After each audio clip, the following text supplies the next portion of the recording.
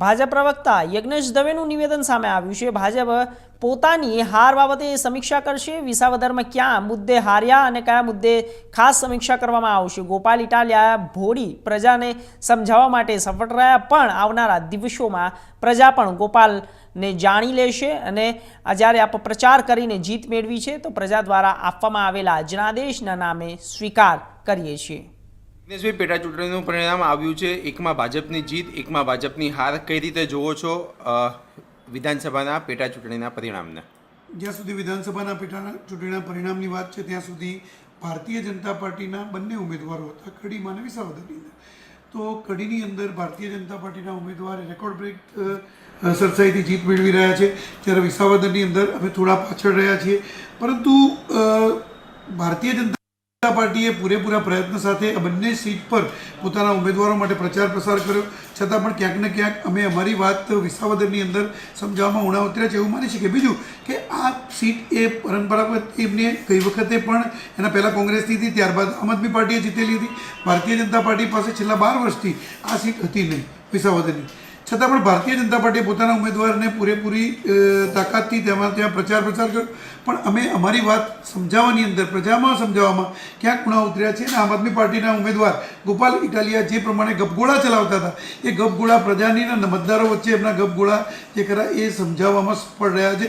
જ્યારે પ્રજાને ખબર પડશે ત્યારે ઘણું મોડું થઈ ગયું છે, પરંતુ અમને ખબર છે ત્યાં સુધી ભારતીય જનતા પાર્ટી એક એવો પક્ષ છે કે જીત અને હાર એ બંનેની સમીક્ષા કરતો હોય છે, અને ભારતીય જનતા પાર્ટી અત્યારે જીત અને હાર બંનેની સમીક્ષા કરશે। જે કડીમાં અમે જીત્યા છે એની પણ સમીક્ષા કરવામાં આવશે, અને વિસાવદરની અંદર અમે હાર્યા છે એની પણ સમીક્ષા કરવામાં આવશે, અને 2027ની ચૂંટણી જ્યારે આવશે વિધાનસભાની, ત્યારે આ જ વિસાવદરની સીટ એ ભારતીય જનતા પાર્ટી પ્રચંડ બહુમતીથી જીતશે એવો અમને વિશ્વાસ છે। વિસાવદરમાં ક્યાં આપણે ઉણા પુત્ર્યા, કયા મુદ્દા એવા હતા કે જેનાથી ભાજપને નુકસાન થયું હોય એવું લાગી રહ્યું છે? વિસાવદરની અંદર કોઈ મુદ્દા એવા નથી હોતા કે જેનાથી નુકસાન થયું હોય એવું લાગી રહ્યું, કારણ કે જો મુદ્દા જે વિસાવદરમાં હોય તો મુદ્દા કડીમાં પણ હોય। તો કડીની અંદર આમ આદમી પાર્ટીના ઉમેદવાર 5% પણ મત નથી લાવ્યા, એટલે એવું નથી હોતું। સ્થાનિક પ્રજાનો એ કઈ ટાઈપનો જોગ છે અને સ્થાનિક પ્રજા કઈ ટાઈપના મત આપે છે એ કહી શકાય। જ્યારે ભારતીય જનતા પાર્ટી ગુજરાતની અંદર 156 સીટ લઈને વિજેતા બન્યા હતા અને રેકોર્ડ બ્રેક જીત હતી, એ વખતે પણ આ સીટ એ ભારતીય જનતા પાર્ટીના ફાળે નહોતી ગઈ। ઇકો સેન્સિટિવ ઝોનનો મુદ્દો લાગે છે કે આમ આદમી પાર્ટીએ લીધો હોય અને એનાથી તેમને ફાયદો થયો હોય, અથવા તો ખોટી રીતે અપ્રચાર થયો હોય?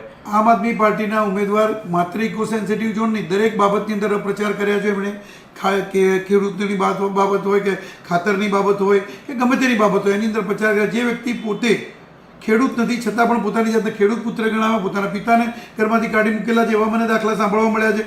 તો આવા વ્યક્તિઓ જે ખરા એ ગમે તે રીતે ખોટે ગપગોળા ચલાવીને પ્રજાને ભોળવામાં સફળ થયા છે એવું આપણે માની શકીએ। યજ્ઞેશભાઈ, આ એ જ વ્યક્તિ છે કે જેને જે તે સમયે ગૃહમંત્રી ઉપર જૂતું ફેંક્યું હતું અને હવે તે એ જ ગૃહમાં જશે, કઈ રીતે જોવો છો તમે આને? એ હવે જ્યારે પ્રજાએ એને જન્મત આપ્યો છે એટલે પ્રજાએ વિચારવાનું રહ્યું કે માત્ર જૂતું ફેંક્યાની વાત નથી, કથાકારો, પંડિતો, બ્રાહ્મણો, મહિલાઓ બધાના માટે અપશબ્દો પણ બોલ્યા હતા, અને એવા અપશબ્દો બોલ્યા હતા કે જે હું જાહેર મંચ પરથી બોલી પણ ન શકું એવા અપશબ્દો પણ બોલ્યા હતા। ભૂતકાળની અંદર એમને કોઈ કાર્યાલયો પર હુમલા પણ કર્યા હતા, એના કારણે એમને પ્રવેશબંધી પણ ફરમાવવામાં આવી હતી। એટલે આ વ્યક્તિ એ ક્રિમિનલ છે એ બાબતે કોઈ શંકાના સ્થાન નથી, એનો રેકોર્ડ છે ક્રિમિનલનો, પણ એ પ્રજામાં ક્યાંક ને ક્યાંક ભોળી પ્રજાને સમજાવવામાં સફળ રહ્યા છે, અને ભારતીય જનતા પાર્ટી પોતાની વાત સમજાવી શકી નથી। ઓકે,